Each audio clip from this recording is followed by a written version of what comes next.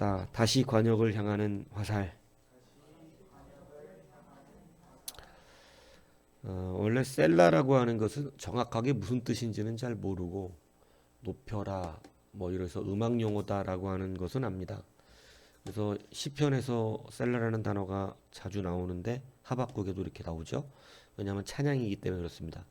그런데 셀라라고 하는 단어는 원래 그래서 읽는 게 아니라 어떻게 해야 되는 거예요. 그런데 그 어떻게 하는 건지 뭔지 몰라요.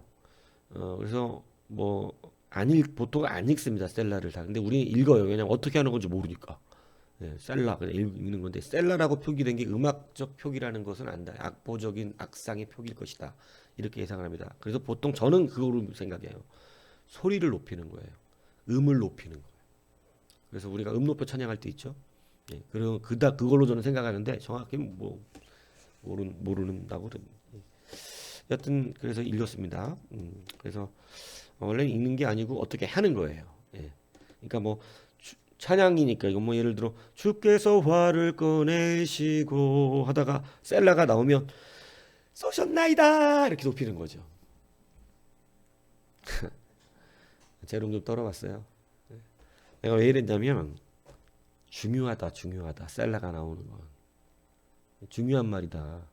그래서 높이는 거다. 뭔 얘기인지 이해가세요? 예, 그래서 해본 거야. 중요하다는 거 깨달으라고. 예? 활을 꺼내시고 화살을 바로 쏘셨나이다가 중요하다. 중요한 말이니까 셀라가 들어간다. 항상. 왜냐하면 중요한 부분에서 항상 하는 거거든요. 후렴 그죠? 반복. 예, 이게 반복인지 높이는 건지 잘 모르지만 여하튼 중요하다. 그래서 뭐가 중요하냐? 주께서 활을 꺼내셨는데 활을 바로 쏘신 게 중요하다는 거예요. 뭐 여기 이제 본문에 꺼내어 쏘다라는 것은 원어적으로 그냥 바로 직역을 하면 당신의 활이 발가 벗겨졌습니다. 이런 뜻이에요. 당신의 활이 발가 벗겨졌습니다. 그러니까 이것을 우리나라 말로는 이제 주께서 활을 꺼내시고 이렇게 된 거죠. 그러니까 활을 꺼내셨다. 그러니까 화살통에서 꺼냈다. 이런 의미가 되는 것입니다.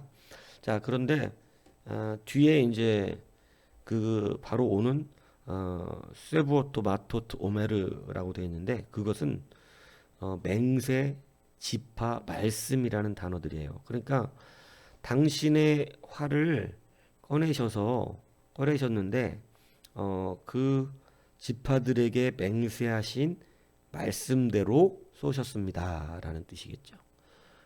자, 그러니까 이게 이제 어떻게 참 해석을 해내느냐가 중요한 거예요. 그래서 이게 저도 이걸 굉장히 많이 이제 이렇게 느끼면서 과연 이게 하나님의 어떤 의미를 주는 것인가 고민을 하면서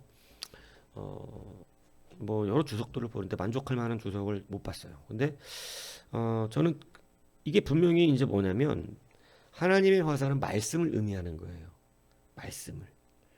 그런데 이제 앞뒤 맥락과 이런 것들을 보면 하나님의 말씀, 활이 우리가 죄라고 하는 거하고 연동시켜야 됩니다. 죄는 뭐예요? 하마르티아죠. 하마르티아라고 하는 것은 어떤 의미를 가졌다 그랬죠? 관역에서 벗어나다. 그러니까 하나님의 말씀이 이 말씀이 바로 가야 되는 건데 말씀에서 벗어나게 되면 이게 죄예요.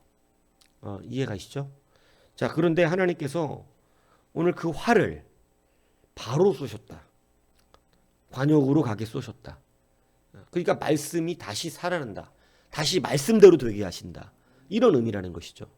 그러니까 주께서 활을 꺼내어 쏘셨다는 것은 분명히 이제 말씀이라는 단어가 있으니까 하나님께서 지파들에게 자기의 백성들에게 맹세하셨던 말씀이라는 뜻이거든요. 그러니까 하나님이 약속하신 말씀이라는 얘기예요. 그러니까 하나님께서 약속하신 말씀대로 되도록 벗겨난 화살을 다시 바로 쏘셨다. 이렇게 보면 되는 것이죠. 자, 그러니까 오늘 이 본문은 무엇을 말해주는 거냐면 잘못 벗어난 수많은 백성들을 하나님께서 약속하신 말씀대로 되게끔 바로잡아 주셨다. 이 말씀하고 있는 것입니다. 그런데 그것이 이제 앞에 나온 모든 얘기들, 앞으로 진행되는 얘기들의 이 근것이죠. 그러니까 사실은 이제 어떤 의미인지를 설명하기 위해서 하지만 오늘 3장의 내용은 결국은 한마디에 계속 똑같은 얘기하는 거예요. 뭐냐면 하나님의 말씀을 오해하지 말아라. 하나님의 말씀은 우리를 바로 하나님의 약속이 성취되도록 바로 잡아주는 것이라는 거죠. 그러니까 사실은 하나님의 말씀대로 가지 않으면 그건 죄로 망하는 길이에요. 그런데 하나님은 백성들에게 약속하셨어요. 내가 너희를 버리지 않겠다고. 그 버리지 않는 약속의 성취가 일어나고 있는 거예요. 그렇기 때문에 사실은 굉장히 무서운 말씀들이 나오지만 이것은 하나님이 우리 가운데 하나님의 약속을 성취하고 있다. 얼마나 중요한가? 셀라! 이렇게 됐다는 것이죠. 이것처럼 중요한 일이 있는가? 이 말을 강조하고 있다는 거예요. 그죠? 그래서 여러분 인생들의 화살이 관역을 벗어나서 달려가고 있을 때 하나님은 약속을 지키기 위해서 우리들의 인생을 바로잡아 주신다는 것입니다. 이 바로잡아 주시는 그러한 삶 속에는 여러 가지 이제 고난도 있고 어려움도 있고 또 그 안에 우리가 감당하기 힘든 일들도 때로는 그렇게 느껴지기도 하겠죠. 하지만 그것은 반드시 하나님의 약속의 성취로 바로잡아지는 그러한 은혜가 있는 길이라고 하는 것을 오늘 하박국은 고백하고 있다는 것입니다. 그래서 이것이 바로 주님께서 쏘시는 화살의 목적이시죠. 그래서 이 화살이 결국은 죄진 자들에게는 그들을 심판하는 도구가 되겠지만 우리에게는 말씀의 성취가 된다는 사실을 여러분 아셔야 한다는 것입니다. 그래서 우리는 반드시 주님이 일하신 대로 걸어가게 되어 있는 것입니다. 그러니까 제가 늘 말씀드리는 거예요. 그냥 말씀을 믿고 신뢰하는 것이 얼마나 우리의 인생이 복이 되는가. 참 편한 일입니다. 그러니까 그러니까 믿음으로 사는 게 중요해요. 뭐 요즘은 이성적인 신앙들을 강조하니까 그냥 뭐 이성적으로 판단해서 물론 이성적으로 잘 판단해서 확고하게 믿어지면 얼마나 좋겠습니까마는 여러분 그런 거보다 그냥 주님에 대한 확실한 믿음을 가지고 사는 것이 얼마나 편한가 여러분 이것을 느끼시길 바랍니다. 여러분 그냥 믿고 가면 편안해요. 네, 믿고 가면 편안합니다. 그런데 꼭 그거 확인해 볼 필요 없다 이 얘기하는 것이죠. 예.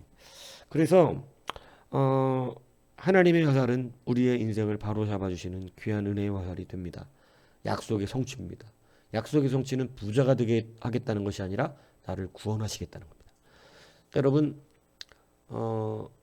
말씀대로 가면 구원도 받고 잘 살 가능성도 높아요. 예, 그런데 말씀대로 안 가면 구원은 받는데 못 살 가능성이 있습니다. 무슨 얘기인지 아시죠? 예, 그게 좀 잘 안 맞는 경우가 있어요. 그러니까 그냥 이왕이면 말씀대로 가서 부자로 살면서 많은 일도 좀 잘했으면 좋겠어요. 구원받는 건 당연한 거지만 구원만 받는 이게 좀 구원시키려고 얼마나 노력하시겠어요 하나님이. 그죠? 하나님 되게 바쁘시다 그랬잖아요 제가. 그죠? 예, 그러니까 참 이왕이면 관역에서 벗어나지 않기를 축복합니다. 예, 관역으로 열심적으로 말씀대로 달려가세요. 그냥 말씀대로. 말씀이 날아가는 방향으로 가야지 되는 거예요. 말씀이 날아가는 방향으로.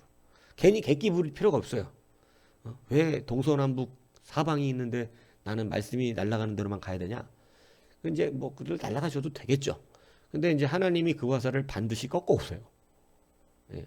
그러니까 제가 말하잖아요. 택함 받은 백성은 자기 멋대로 못 살아요.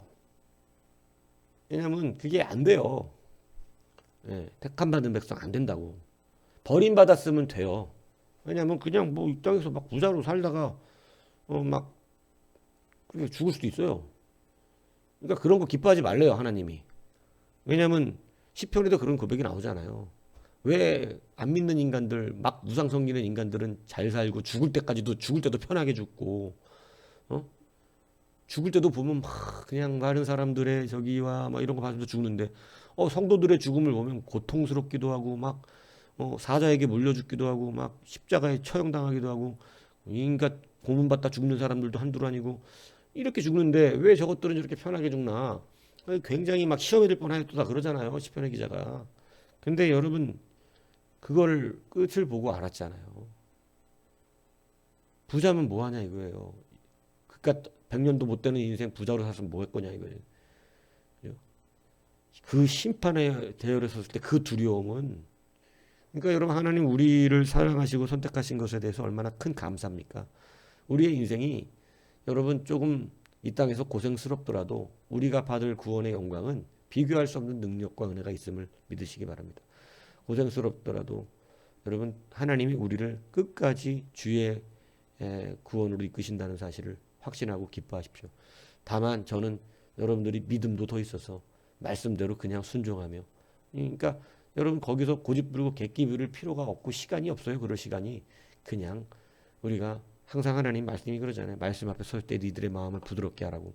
그 말씀 부드럽게 하고 고집 버리고 그냥 말씀대로 받고 그거 기뻐하고 즐거워하고, 가르치는 대로 내 양심이 찔리면 회개하면서 눈물을 흘려가면서 맞습니다. 주님 저는 개입니다. 그런데 부스러기라도 좀 주십시오. 이 한마디에 주님이 여러분 모든 걸 허락하시잖아요.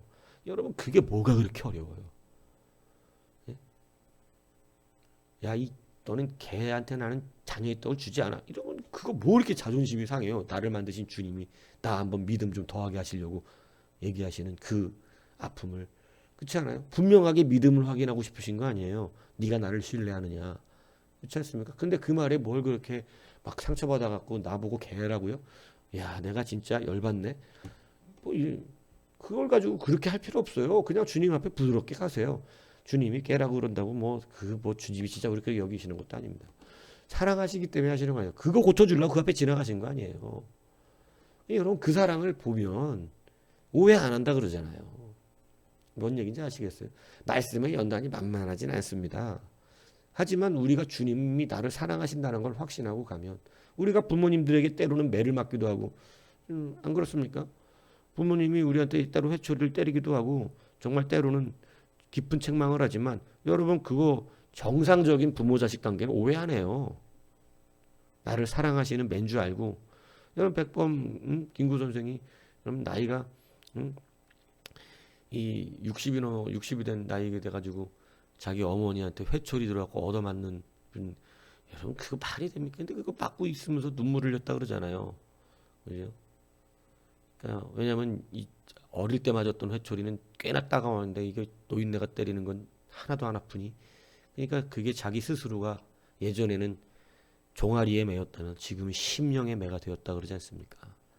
여러분 그게 얼마나 멋지잖아요. 그걸 누가 오해해요? 노인네가 날 미워한다고 오해합니까? 날 미워해서 때린다고 생각하는 자식이 어디 있겠어요? 그렇잖아요. 근데 하나님 말씀 똑같습니다. 하나님을 진짜로 아버지로 붙들면 그거 오해하는 사람 없다니까요. 아무리 나한테 개라 그러시든 뭐 사단아 내 뒤로 물러가라 그러시든, 그걸 누가 오해하냐고. 베드로도 오해 안 해요. 주님이 자기를 사랑하시는 걸 뻔히 알고 있고, 그리고 주님이 자신의 하나님의 아들인 아버지이심을 알기 때문에 사단아 내 뒤로 물러가라 그래도 그거 오해 안 합니다. 그죠? 근데 자기의 아버지가 아니니까 가룟 유다는 오해하는 거예요. 기분 나쁘고 자존심 상하고 열받고 걸리니까 더 화나고. 이 죄인들이 왜 그런 거 있죠? 도둑이 재발 저린다고 도둑놈한테 도둑놈이라 그러면 더 열받아 하잖아요. 그러니까 여러분 그런 필요 없어요. 우린 다 도둑놈 맞는데 뭐 내 아버지가 나한테 그렇게 얘기했다고 뭐 화낼 일이냐 이 얘기하는 것이죠. 그러니까 그러지 마시고 그냥 부드러운 마음 갖고, 너 보고 우리 보고 개라 그러면 그냥 부스러기 주세요. 부스러기 간식 주세요. 그러세요. 예? 간식. 예? 그렇게 살면 돼요. 하나님 앞에. 그러면 하나님 그거, 야 넌 나를 그래 오해하지 않는구나, 믿는구나, 내가 네 아버지라고 확신하는구나, 이렇게 말씀하시는 거죠. 근데 그거 갖다가 막 화내하고 분노하고 때려치고 열받아하고 막 뒤집어 엎고 이러면 여러분 그거 하나님 아버지 아니었기 때문에 그런 거예요. 믿음이 아니었던 거예요. 아직 말씀의 길로 안 가는 거죠. 그래도 주의 은혜로 꺾여 오게 돼 있어요. 반드시 꺾여 온다니까요. 그러니까 여러분 그 고생을 할 필요가 없어요. 그냥 처음부터 부드럽게 하세요. 주님 앞에. 그게 좋아요. 하나님은 그걸 바꾸시기 위해서 오늘 그 화살을 쏘셨다는 거예요. 야, 네 화살이 말씀대로 날아가지 않는다. 말씀에서 벗어났다. 근데 내가 바로 쏘겠다. 이게 얼마나 감사합니까? 그래서 바로 온 거예요. 뭔 얘기인지 아시죠? 한참 딴 길 가다가 바로 잡아주신 거예요. 그 과정이 힘들었잖아요. 그 과정이 힘들었는데 뭐 하려고 또 그 과정을 가냐고. 지금도 오해하지 마세요. 좀 어렵고 힘들다 해도 하나님 나 사랑하신다는 확신하세요. 주님이 여러분 사랑하시고 제일 좋은 길로 인도하신다는 거 믿으시기를 축복합니다. 그렇게 화살을 바로 쏘시더니 이제는 주께서 강들로 땅을 쪼개셨다라는 말을 하는데, 이건 강들로 땅을 쪼개셨다는 말을 이제 좀 여러분이 어려운 말인데, 이게 이제 어려운 말이 아니라 땅이 벌어져서 물이 나왔다 이 얘기입니다. 결국은. 예, 그러니까 물이 터져 올라왔다 땅 속에서, 이 말을 하는 거죠. 쉬운 것은 아니지만 문맥상 이 말씀은 심판과 관계되는 것입니다. 그래서 노아의 홍수 때에 물로 심판을 받았잖아요. 그때 땅들의 기쁨의 샘, 땅 속에서 기쁨의 샘들이 터져 올라왔다. 땅이 갈라져서 물이 올라왔다. 이렇게 표현되어 있습니다.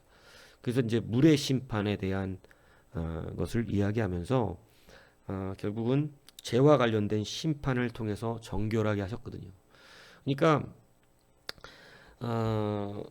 그렇게 심판되듯이 바벨론은 하나님의 쏜 화살이 이 심판의 그러한 물의 심판과 같이, 그래서 이게 과거인데 미완료 과거예요. 그래서 노아 심판 때의 심판과 같이 그것이 아직 끝나지 않고 바벨론 때도 심판이 있을 것이고, 여전히 그것은 최후의 심판으로 이어진다는 말을 하고 있는 것입니다. 그래서 그러한 심판이 바벨론에게 일어날 것이다. 그러니까 여러분, 주님이 쏘신 화살은 두 가지의 양면성을 갖고 있어요. 반드시 관역으로 들어가서 말씀대로 구원받는 자가 되는 것이고, 그 화살은 심판의 화살이 되기도 한다는 것입니다. 그래서 저는 조금 이제 다르게 해석을 하고 싶었지만 주석들이 이렇게 대부분 표현하고 있기 때문에 주석이 더 맞겠다 싶습니다. 그래서 그렇게 봅니다. 그래서 심판에 대한, 주님의 심판에 대한 이야기로, 그리고 맥락상 그렇게 보는 게 맞는 것 같아요. 예. 근데 저는 조금 더 다르게 보고 싶은 충동이 일어났지만 뭐 근거가 없으니까. 그래서 이게 좀 더 주석이 그래도 더 공부 열심히 하신 분들이 해놓은 거니까 그렇게 좀 보게 됩니다. 그래서 심판, 하나님의 종말을 이야기합니다. 그래서 제가 한 가지 덧붙이는 건 뭐냐면 이거예요. 심판에 대한 것은 양면성을 가진다. 심판은 항상 새 하늘과 새 땅을 말한다는 것이죠. 이것이 이제 앞에 화살에 대한 양면성과 같이 심판에도 양면성이 있습니다. 동전의 양면과 같죠. 심판은 누구에게인가는 새로운 구원이에요. 노아의 홍수를 그렇게 보면 맥락상 맞겠다 싶은 거죠. 노아의 홍수가 분명히 전 인류의 심판이었지만 사실은 새 나라가 임한 것입니다. 노아의 8 식구가 살아서 깨끗하고 정결화된 그러한 새로운 세계, 의로운 자의 세계가 일어나는 거거든요. 물론 완전하진 않습니다. 이 땅이기 때문에. 또 죄악의 도시가 되죠. 그게 반복이 돼서 사실은 사이클 돌듯이 돌아서 이 땅에서 궁극적인 하나님의 나라를, 심판에 대한 도래를 사실은 말씀해주고 있는 거예요. 노아 홍수는 그래서 주님이 최종적으로 심판하실 그 심판에 대한 것을 예표하고 있죠. 그래서 그러한 심판이 있지만 심판은 궁극적으로 새로운 나라를 봅니다. 주님이 마지막 우리에게 백보자 심판을 하실 때 그 심판은 끝이 아니에요. 새 하늘과 새 땅의 도래를 말하는 거예요. 우리는 새 세계를 들어가는 놀라운 역사죠. 그런데 어떤 이에게는 심판입니다. 그래서 이것이 주님의 재림이, 성경은 어떤 이에게는 구원의 은혜이지만 어떤 이들에게는 그 하나님이, 주님이 바로 공포스러운 그러한 왕이죠. 공포의 왕으로 오는 거. 우리는 구원의 왕으로 오시는 거고, 그죠? 그 양면성이 있다는 것입니다. 그래서 오늘 강들로 물을 쪼개어 올라오는 이 심판은 이 양면성이 있다는 것이죠. 우리에게는 새로운 나라의 도래인 것입니다. 그래서 우리가 두려워하지 않아도 된다. 물 가운데 지날지라도 막 물이 땅에서 올라와서 심판과 같은 물 가운데 지날지라도 두려워하지 말 것이죠. 불 가운데 지날지라도 두려워하지 말 것이죠. 왜 그러냐면, 그러니까 여러분 이제 우리는 믿음을 가졌으면 이제는 담대하실 필요가 있어요. 이 말세 종말의 어떤 징조들이 무서운 일들이라고 성경 써놨어요. 그 계시록에 보면 무서운 일이에요, 다. 무시무시한 일들이고 말세에 대한 복음서의 예언들은 무서운 일들이 일어난다고 돼 있어요. 그런데 우리는 그걸 두려워할 필요가 없습니다. 그러니까 이 말세지말의 이단들을 조심해야 됩니다. 뭐 주님이 내일 모레 오신다든가, 뭐 이마에 666을 받으면 큰일 난다는 둥. 여러분이 이제 한 가지 확실히 이 신앙적으로 확인해야 되는 게 그거예요. 우리는 정해져 있어요. 이미 하나님의 나라가 임해 있는 자들이라고. 이미 하나님의 나라가 임해 있는 자가 다시 지옥으로 갈 만한 일이 벌어진다? 그렇지 않습니다. 우리는 이미 하나님의 구속사 안에서 하나님의 나라를 부여받았고 이미 복을 받았어요. 뭔 얘기인지 가세요? 이미 다 이루어진, 다만 연약하기 때문에 누리지 못함의 개념이지, 우리가 받은 복이 바뀌지 않는다는 거예요. 근데 지금 뭐 666을 얘기한다는 둥, 무슨 뭐 어디 14만 4천에 안 들어가면 구원을 못 받는 둥, 이런 얘기에 흔들리면 완성된 구원, 임의의 구원을 잘 모르는 거예요. 그러니까 신학적으로 탄탄하지가 않고 확실한 믿음이 아닌 것입니다. 우리는 그게 두려울 수가 없어요. 왜냐하면 이미 받은 구원은 놓칠 수가 없고, 분명히 사도 바울 신학이 이야기하는 거잖아요. 그리고 예수님도 말씀하신 거잖아요. 우리는 구원받은 자는 오늘 화살을 다시 바로 쏘신다고 하는 것처럼 반드시 제대로 저녁에 들어가게 돼 있어요. 하나님 말씀대로. 우리를 잡아 털어 거꾸로라도 끌고 가신다고. 그렇기 때문에 여러분, 세상 것들이 두려운 게 아니에요. 하박국이 바뀐 게 지금 그거거든요. 세상이 이 세상을 움직이는 것이 두려웠단 말이에요. 세상의 힘과 권세들이 막 이렇게 하는 게 두려웠어요. 근데 이걸 하나님을 제대로 보고 나니까 이게 우리에게 문제가 없다는 걸 깨달은 거예요. 하나님 반드시 구원해내시는 거예요. 반드시 제자리에다 갖다 놓으시는 거예요. 원하시는 대로 하시는 거예요. 그러니까 문제가 없는 거예요. 그리고 그 모든 과정은 다 하나님의 선하신 뜻대로 가는 거예요. 그래서 그것에 대한 확신을 가지게 된 것입니다. 그래서 여러분, 이 물의 심판이 올라오지만 우리는 양면성 안에 있다는 것. 그것은 우리에겐 새로운 나라와 새 하늘과 새 땅의 은혜, 구원의 은혜가 있는 거예요. 노아의 홍수가 멸망을 당하는 자들에게는 멸망스러운 일이었지만, 여러분, 우리 노아의 방주, 하나님의 백성에게는 그것은 새로운 나라였어요. 그렇기 때문에 뭐 여러분, 멸망받은 사람은 왜 멸망받았나요? 이것까지 여러분은 따지실 이유가 없고, 여러분들은 구원받기를 축복합니다. 구원받으면 된 거예요, 여러분이. 뭔 얘기인지 이해가십니까? 에서가 억울합니다, 이런 거 생각하지 마세요. 야곱이 되면 되는 거예요. 제가 늘 얘기하잖아요. 그죠? 예. 뭐 하나님이 막 신학자들처럼 여러분이 그런 거 따질 필요 없어요. 뭐 보편 구원이네, 무슨 뭐 제한적 구원이네, 이런 거 따질 필요 없어요. 그냥 여러분들은 내가 하나님의 백성이면 되는 거예요.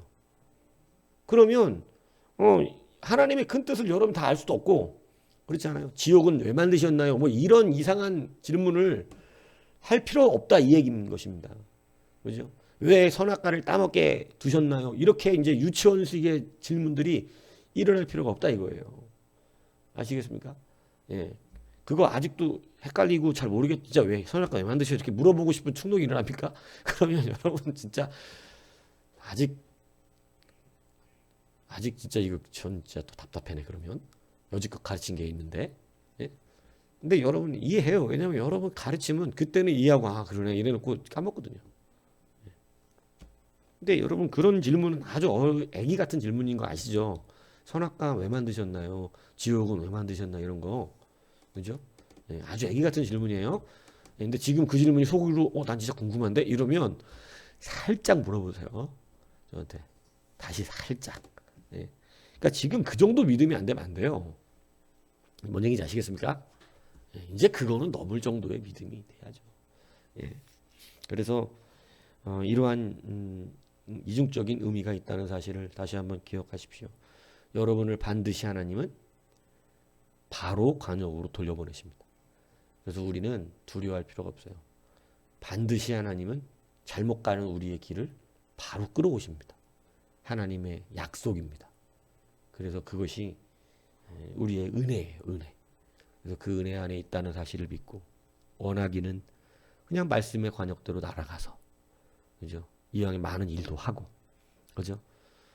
어차피 다 하나님이 하시지만 하나님이 하시는 일에 막 구원받기 위해 바쁜 자가 아니라 구원받은 확신의 기쁨으로 감사로 그래서 그것을 이기게 하는 게 아까 우리 찬양했잖아요.